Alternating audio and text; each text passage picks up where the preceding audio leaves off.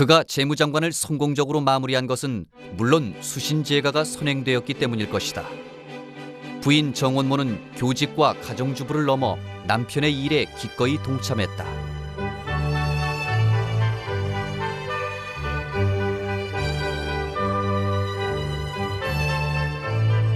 어느덧 일남 2년은 성년이 되었고 부부는 불혹의 고개를 넘어 지천명의 50주를 넘어섰다.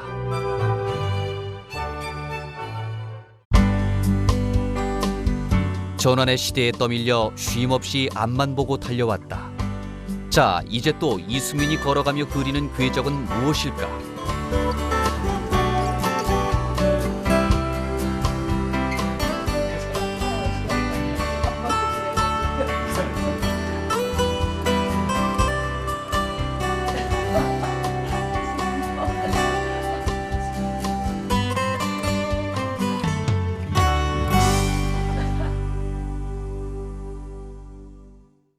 재무장관에서 물러나 한 달여가 지나 노신영 외무장관으로부터 만나자는 전갈이 온다. 노신영은 이승윤을 EC 대사로 보낼 계획이라는 대통령 뜻을 전하며 대사 연수를 받도록 한다. 그래서 이승윤은 외교안보연구원에서 연수를 받으며 프랑스어도 배운다. 그 후 노신영의 후임인 이범석 외무장관으로부터 대통령이 부총리를 생각하고 있는 것 같다는 말을 전해 듣고 기다리던 중 김종호 건설부 장관으로부터 해외 건설협회장 임명을 전해 듣는다.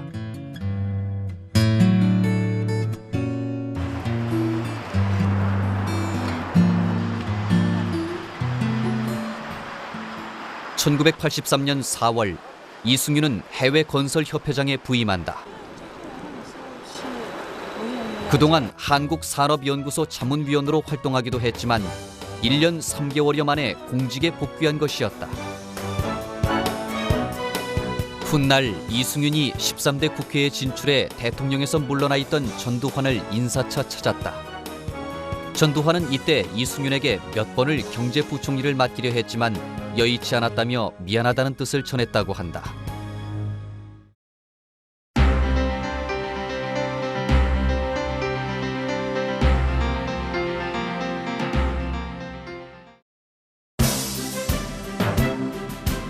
(1980년대) 초 중동 건설 붐이 일기 시작하면서 해외 건설이 주요한 국가 중점 사업으로 떠올랐다. 마침 이승윤의 국제 감각력을 필요로 하는 시점이기도 했다.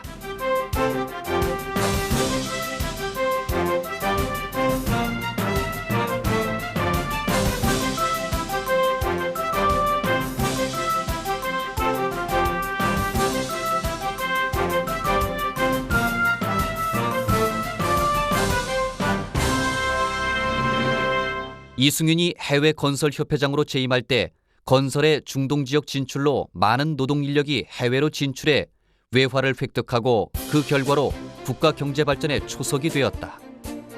또한 이때 건설의 활발한 해외 진출로 말미암아 한국 건설 기술이 한 단계 발전하며 건설 노하우를 축적하는 계기도 되었다. 해외 건설협회장 재임 기간 동안 이승윤은 업무 수행차 건설회사 간부들과 해외를 수없이 넘나드는 한편 해외 답사 등을 통해 세계에 대한 견문을 넓히는 기회를 가지게 되었다고 전한다.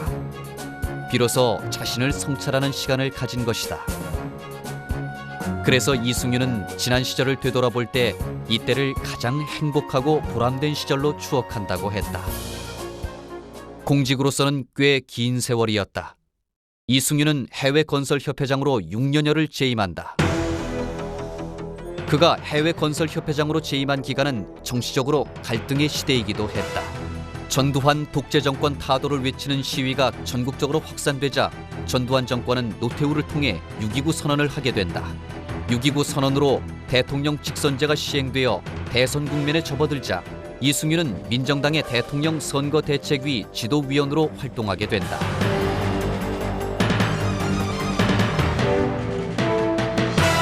대통령 선거에 이어 1988년 13대 총선에 이승윤은 민정당 인천 북을구에 출사표를 던진다.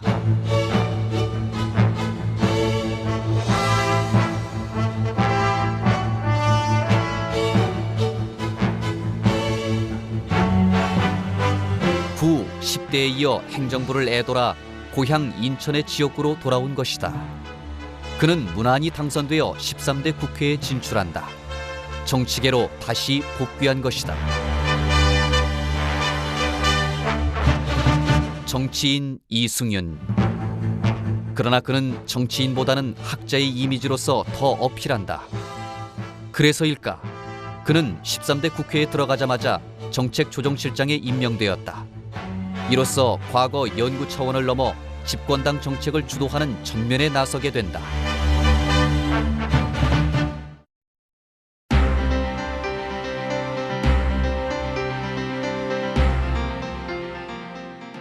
이제 그는 장관을 지낸 삼선 의원이었고 중진의 반열에 서 있었다.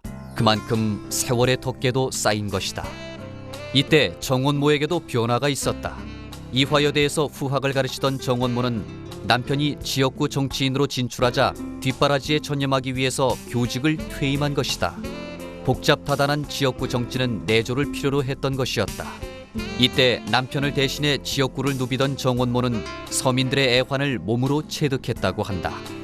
악착같이 아들딸 키우고 사는 서민들의 밑바닥 삶은 상아탑의 이론과는 너무 다르다는 것을 체감했다며 그 속에서도 행복하게 이렇게 또 어려움은 있겠지만은 집안일을 꾸려가고 그러는 그 주부들이 미소 잃지 않고 또 사람 찾아가면 반가워하고 그러더군요. 8개월여의 정책조정실장에 이어 이승윤은 1988년 12월 당 3역인 정책위 의장에 임명된다. 집권 여당의 정책위는 행정부 정책을 개발, 검증, 입안한다는 의미에서 노태우 정권 초기 그의 역할을 추론할 수 있을 것이다. 정책위 의장에 임명되고 3당 통합을 하게 되며 이승윤은 당 3역으로서 통합추진위원으로 활약한다.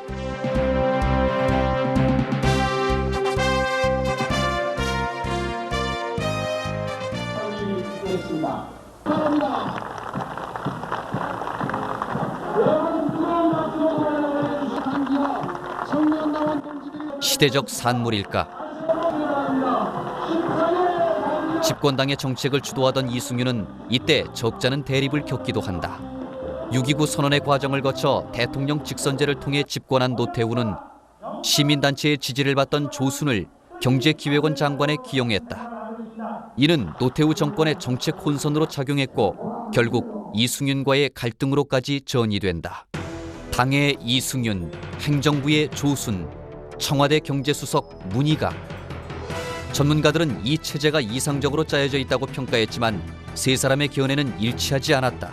그런데 흥미롭게도 당시 신동아는 세 사람의 불화를 당 쪽에서 야기하고 있다며 이승윤이 당의 자리를 잡으며 행정부에 불만을 표시하고 있다고 보도하고 있거니와 경향신문 고승철 기자가 쓴 학자와 부총리를 보면 당시 조순에 대해 이승윤이 회의하고 있음을 알 수 있다. 1989년 3월 3일 상공회의소 식당에서 벌어진 고위 당정회의에서 이승윤과 조순의 대화를 보면 정책을 둘러싼 두 사람의 견해차를 읽을 수 있다.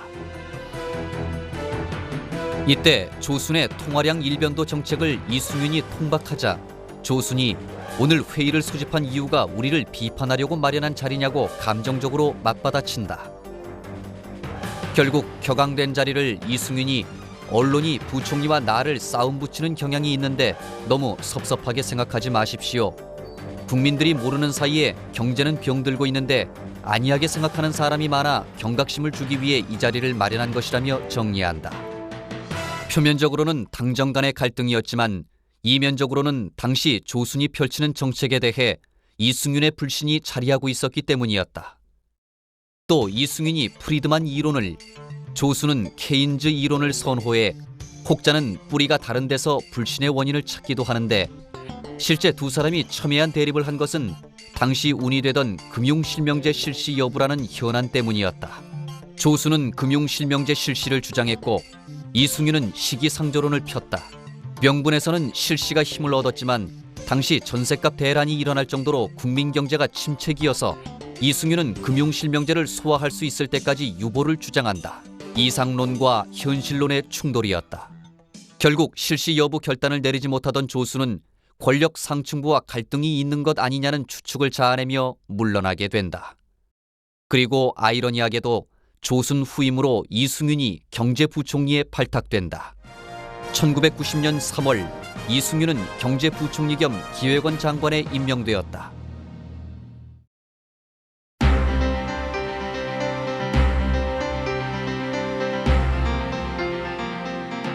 노태우 정부 초기부터 꾸준히 경제부총리 하마평에 올랐던 이승윤은 여태까지 자리를 탐낸 적은 없었지만 경제부총리만은 소망했었다고 한다.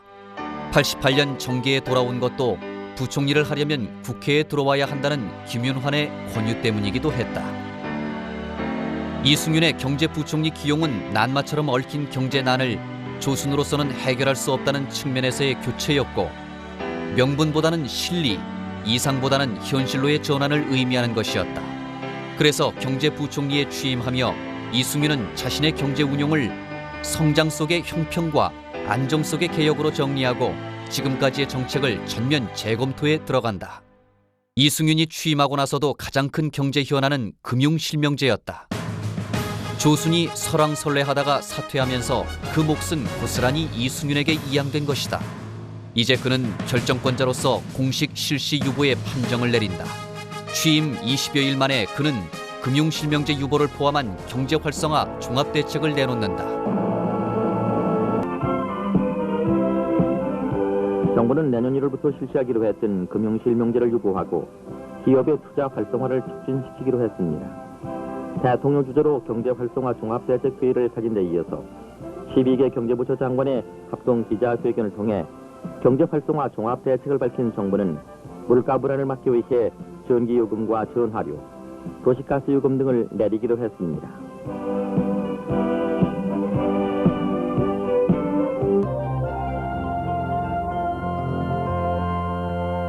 이승윤 부총리를 연결합니다.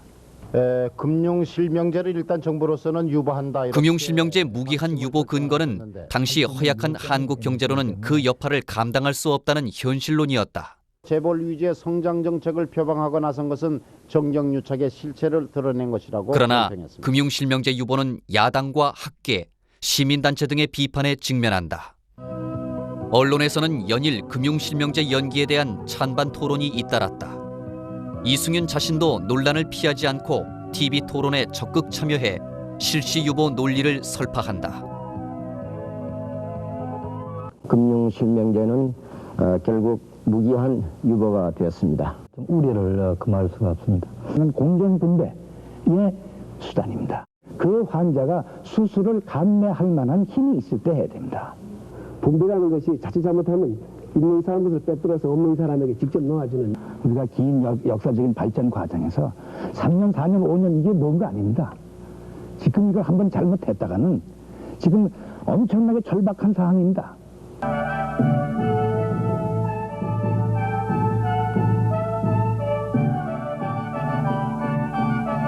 세계에서는 현실을 감안한 적절한 조치라고 환영을 표시하는 반면 일부 시민단체나 학계에서는 반발하는 비판도 일어나고 있어서 나라를 다스리는 데 있어서 정당한 거라면은 반드시 해야 된다 저는 이렇게 보고 있고, 정당하다는 그 판단의 기준이 뭐냐 이겁니다. 이론적으로 논리적으로 봐서 금융실명제의 정당성이 주장될 수 있습니다. 금융실명제를 보류한 것이 옳다, 잘했다 이런 말을 합리화시키기는 어렵지 않느냐. 자연과학처럼 연구소에서 실험을 한번 해봤으면 좋겠습니다. 자살까지 한다는 이 절박한 상황에서 난 실험을 할 수가 없습니다. 당시 금융실명제는 서민을 위한 분배 개선의 개혁 정책으로 부각된 측면이 있었다. 따라서 유보를 한 이승윤은 일각으로부터 분배를 무시하는 성장론자로 일도 양단된다. 실제 근대화 역정으로 볼 때 일리가 있었지만 그는 당시 관훈 토론회에서 성장론자라는 획일적 개념화에 강한 거부감을 표출한다. 나를 그 성장론자라 이렇게 몇 대를 붙여가지고 뭘 하든지 이 사람은 성장만 하는 사람이다. 이렇게 경제학을 알지 못하는 사람은 그렇게 알게끔 되어 있습니다. 이 성장이냐 안정이냐 하는 문제는 최근에 있어서는 경제 이론이나 논문에서조차 나타나지 않고 있습니다. 이미 지난 문제입니다. 성장 없이 안정이 있을 수 없습니다. Growth and Stability라는 이 논문은 초기 발전 단계에서 수천 개의 논문이 나왔습니다. 그거 다 봤습니다. 다 보진 않지만 많이 봤습니다. 결론은 뭐냐? 길게 봐서 안정 없는 나라는 성장이 결국 안 되더라 하는 결론입니다. 그 결론이 경제학계에 많이 다 널리 알려진 사실인데, 그래 경제학의 박사를 받았던 사람이 어떻게 안정 없이 성장만 추구한다는 것이냐? 이건 말이 안 되는 얘기입니다. 이러한 이분법적 논리가 우리나라에서 횡행한다는 것은 참으로 한심스러운 일입니다. 지금 성장이냐 안정이냐를 가지고 논쟁을 하는 나라는 없습니다. 세상에 하나도 없습니다. 그러나 어떤 정책이었든 국가 경제를 이끄는 총수로서 그는 90년대 들어서며 발생한 물가 상승 요인을 극복하는 것이 당면 과제였고, 서민들의 생활을 체감하는 것 자체가 중요한 직무 중의 하나였다. 백유섭 기자가 보도합니다.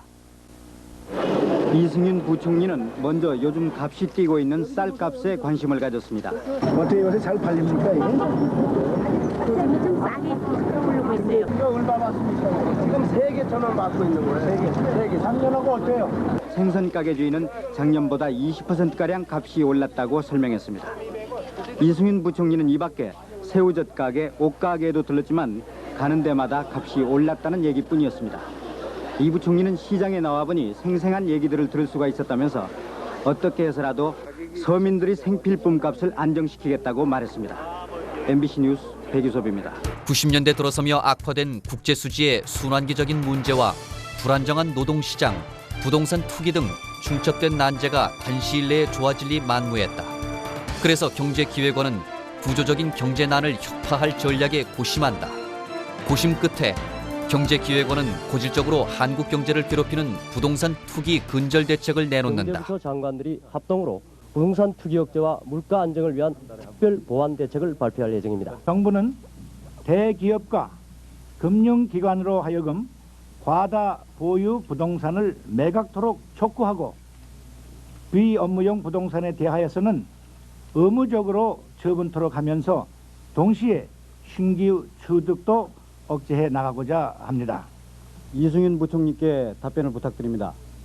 대기업과 금융기관의 과다 보유 부동산을 과감하게 매각 처분토록 함으로써 부동산 투기는 국가 경제를 왜곡시키고 계층 간 위화감의 요소로 작용했다. 따라서 기업의 만성적 은행 부채 심화를 해소하고 한국 경제를 바로 세운다는 판단으로 매스를 들이댄 것이다. 그러나 강제 매각이라는 비판에 직면하기도 한다. 이 부동산 투기를 어떻게 해서든지 근절하지 못하고서는 이 체제 문제까지도 우리가 거론하지 않을 수 없다는, 이 나라 국민 경제를 생각해서 이 부동산 투기 문제를 해결하기 위해서 자진 솔선수범으로 내놨다. 이러한 뜻에서 자진 매각을 했다. 당시 부동산 투기의 중심에는 재벌들이 있었다. 따라서 경제기획원은 재벌이 소유한 비업무용 부동산을 처분토록 하는 특단의 조치를 취한 것이다. 이때 경제팀의 불협화가 노정되기도 한다. 3당 합당으로 계파 간의 경제를 보는 시각이 달라 의견 대립이 발생한 것이었다. 부총리께서는 그 경제팀의 그 협력 관계를 어떻게 보십니까? 어떠한 국가적인 정책을 쓰려면은 다 이견을 가지고 서로 모여가지고 내 의견은 이렇고 네 의견은 이런데 어떠냐 하고 협의를 해가지고 결국 국가적인 차원에서 어떤 것이 가장 좋으냐 이렇게 결론을 도출해 내는 것입니다. 그런데 때로는 그 결론을 도출하기 이전에 왕왕이 이것이 바깥으로 새 나간다든지 해가지고 마치 큰 이견이 있는 양 매스컴을 통해서 나옵니다만은 사실상은 그렇게 또 이견이 많은. 언론을 통해 여러 갈등이 확대 해석되기도 했지만 실제 이때 그는 여러 논쟁에 휘말리기도 한다.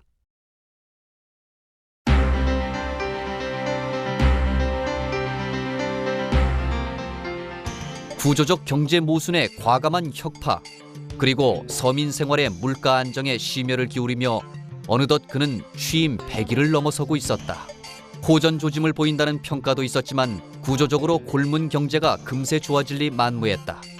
그러나 언론에서는 성장도 안정도 이루지 못했다고 혹평하기도 했다. 언론의 속성은 항상 비판적인 것이지만 이승윤은 언론의 획일적인 혹평에 동의하지 않았다. 내년도 확대 예산 문제라든지 이 우리나라 경제에 대해서 이거 어렵지 않느냐고 걱정하시는 분이 많습니다만 또 하나하나 따져보면 또 무엇이 그렇게 나쁘냐. 최저점은 지나고 있지 않느냐.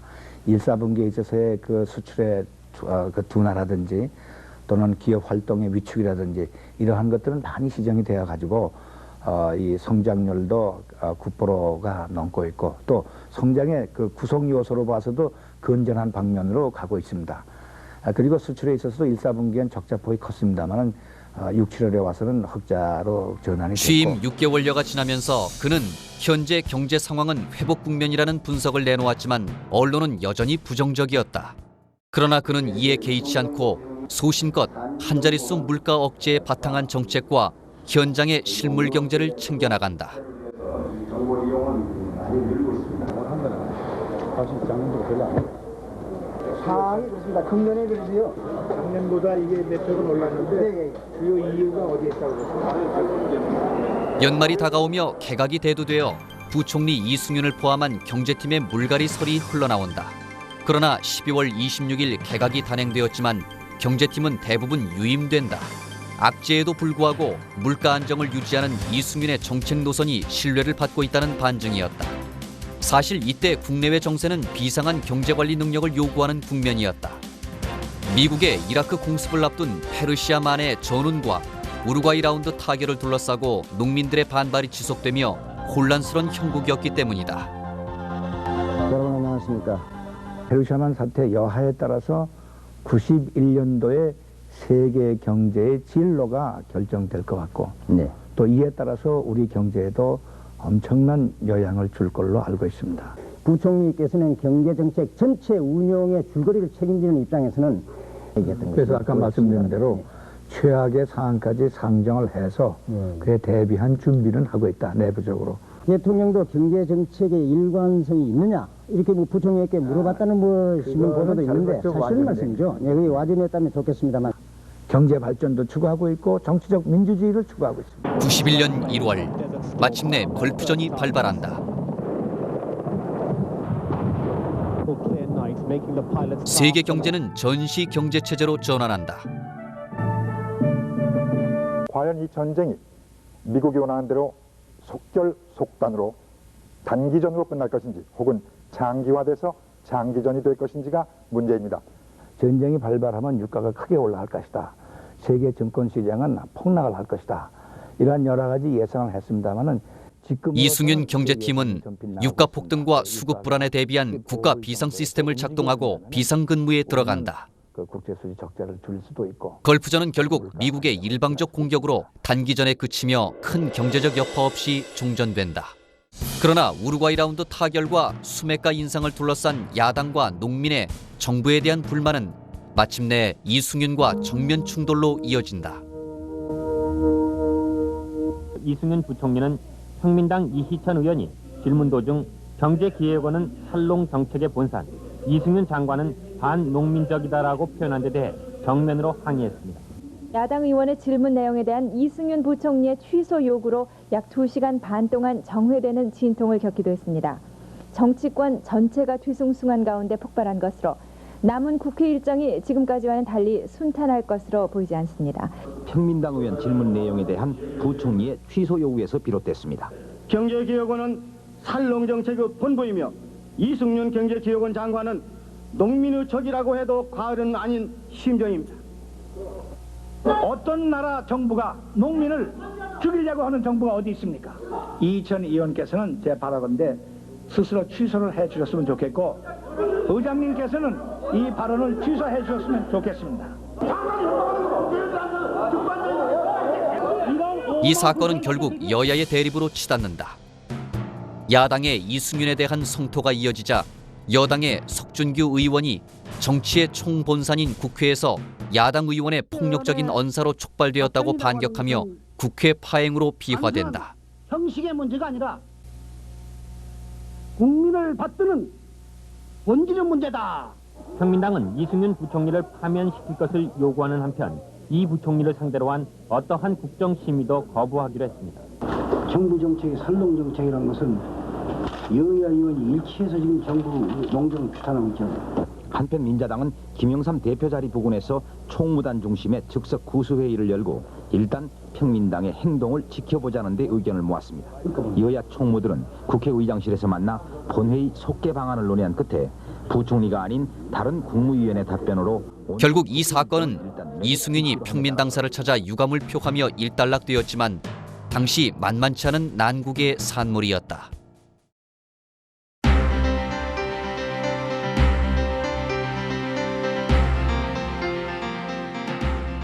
국제수지 악화로 인한 고물가 요인, 걸프전, 우루과이 라운드 등 난국을 헤쳐나갈 때 문제는 엉뚱한 데서 터진다.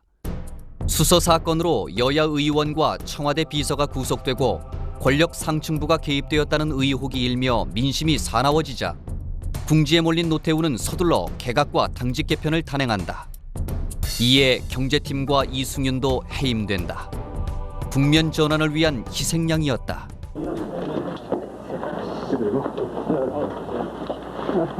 고질적인 문제로 있었던 부동산 투기 문제를 해결을 했고 또 작년 여러 가지 요인으로 봐서 어렵다고 했던 물가 문제를 그래도 한 자리 수에 머물도록 할 수가 있었었고 재위 1년여 만인 1991년 그는 경제기획원 장관 겸 부총리직에서 물러난다. 임명 당시 노태우는 이승윤에게 지역구를 포기하고 자신과 같이 임기를 같이 하며 경제에만 전념하면 어떻겠느냐는 제안을 하기도 했다고 전한다. 이승윤이 경제부총리로 재임하며 역점을 둔 경제정책은 크게 물가 안정 대책, 부동산 투기 억제 대책 등으로 정리될 것이다. 특히 부동산 투기 억제 대책은 큰 성과를 거둔 업적으로 평가된다. 인상은 비교적 성장 쪽에 안정하고 성장 쪽에 안정을 다지면서도 성장 쪽에 많이 하시지 않았는가 생각을 하고 우리나라 경제를 만불 소득으로 끌어올리는데 크게 역할을 하셨다고 생각을 합니다.